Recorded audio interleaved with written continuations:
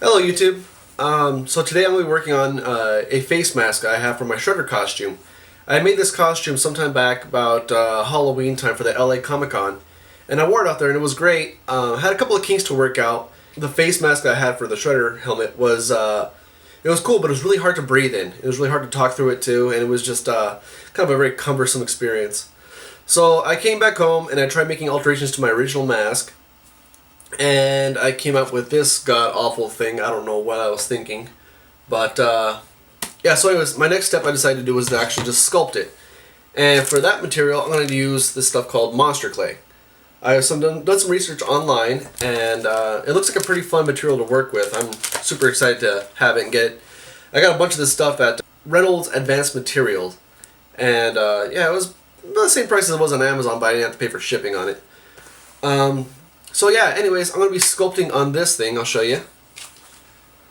This here is my headcast that I had made with a couple of friends, and I have it on here as Lazy Susan, which I can spin it around and work on. I learned how to do this watching Bill Duran's videos, as well as Bob at I Like to Make Stuff. One thing I will say about making a headcast, if you're ever planning to do something like this, is just go with the silicone. Because I decided to go with alginate with some friends when we were doing this stuff. And it took us several tries. I mean, that stuff, unless you're an absolute expert in that stuff, it's kind of finicky and it doesn't like to stick to itself, so you can't do it in layers. The cool thing about silicone, as I kind of noticed, is that you can do multiple copies out of it, versus alginate is a one-time pull. With this headcast, the problem I had was when I cast it in plaster, the mold kind of shifted a little bit to the left, and so it looks like my head's kind of leaning a little bit.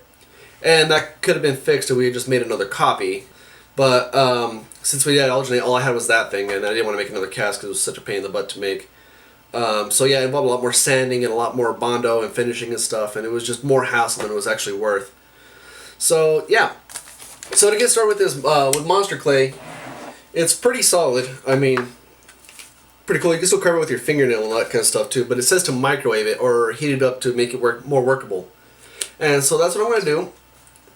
Also, for this mask thing here, I have, I'm not starting from scratch, I have some kind of idea what I want to do. I have several sketches I kind of did to kind of get things moving, and then also have a lot of reference material. I always use a lot of reference material because I don't ever know what I'm doing until I'm actually doing it. So, alright, let's do this. Okay, so here you'll see me kind of adding the clay onto the headcast.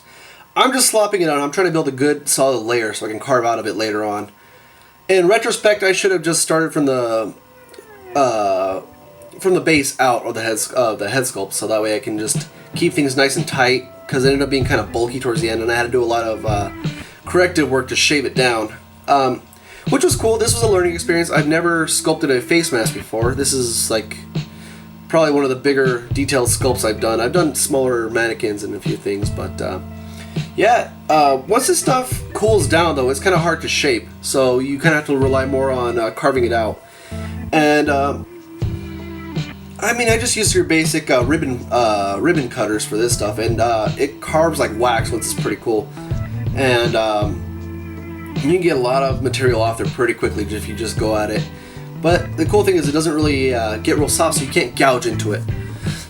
So my mask, I want to kind of more base on the Japanese Mempo, which is like using the samurai helmets, because, you know, Shredder is a samurai in the comics, and so I kind of want to go more traditional base for it, as well as my armor is pretty grounded in like historical stuff. It's still got some artistic liberties to it, which is just what I do. I'm not really good at doing historical reproductions or nothing like that. I've never tried to anyways. Well, you'll see me do it every once in a while. Is I'll just take a sharp tool and I'll just carve details into the face piece, and that kind of helps me just map things out before I actually apply clay or carve things away. It's just a little bit easier to just kind of sketch on the clay, and then it's easier to fix from there, and then before you get too deep in the details. And oftentimes you'll see me work on the right side of the mask first before I work on the left side. That's just simply because I'm right-handed, and for the sake of symmetry, I just like to do one side first and then try and make the other side match it. It's just, you can try and do them at the same time, but I found that, with me anyways, I'm not too good at that, and it just ends up coming messed up, and I have to do a lot more corrective work in the end anyways. what you don't really see too much because the video's going kind of fast is I also use calipers. You can buy those online. They're mainly for measuring the thickness of inside of lids and stuff when you're doing clay work, but I've been using that to help maintain symmetry. I measure from different points like the ears and the eyes, as well as the whole width of the teeth and certain things before I move on. And yeah, it just was kind of fast when you see that. So here pretty soon you're going to see how the canine teeth and the bottom teeth they'll flip over. It's because as I was looking at it, I just didn't like the way it looked. It looked too little vampire-ish, and I wanted to look more menacing, demonic, especially like Oni style from the Japanese theater masks. And that's kind of what I was really going for with this mask. I wanted something that was intimidating and kind of scary. Because I figured the Shredder's a bad guy. I want to scare people, especially at cons and stuff. I think it'd be kind of give it a cool look. You'll see I did a jawbone design as well. It's kind of more based on the anatomy. It's still taking some liberties. Later on I'll eventually change it because I just didn't like the way it looked. It looked a little too Day of the Dead mask style. It's just kind of difficult as an artist to try and find something unique without making it look campy or goofy, and then try and stick to some historical facts as well. You'll see me now, I'm just kind of knocking down the teeth and hammering out some details. It ended up being real bulgy and I didn't like that, so I'll start carving that stuff down a little bit. As you see right about here, I'm using a lot more tools to just help define the teeth. And once those teeth are defined, it's pretty easy to just go back and carve them down. I mean, you just shape them at that point and it's pretty easy. And you'll see me use a ruler too oftentimes to help check symmetry. What really helps the most often is to step back and take a picture of it. And then look at the picture upside down. You can see some details or things you messed up. I do that with drawing. While I'm working on drawing and stuff, I'll flip it upside down, and that helps me see some of the mistakes I kind of gotten used to while staring at it. As you can see also too, I'm adding here like the gum line, and this monster clay is really cool for that. I mean, you just get a little ball and heat it up and it's really workable again. But once it cools down, it's the best for carving. It just turns pretty much into wax, and it's really fun. I really enjoyed working with this. Yeah, here you see the teeth are kind of flipped over.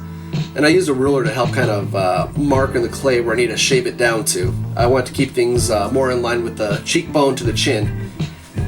Because the Shredder mask itself, in the comics and other reference photo I've seen, it's angular. Like it goes from the cheeks in to a point into the front of the mouth and the chin. And so I didn't want to exactly do it that way, but I wanted it to seem a little more streamlined.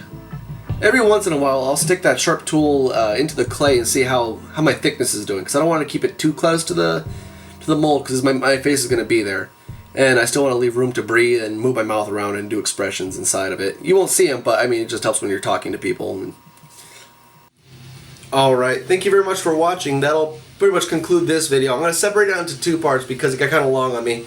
In the next video, I'm going to be doing more detailed work as well as refining of the mask, so I can mold it in silicone and then cast that in resin. Thank you very much for watching, and drop me a like if you want.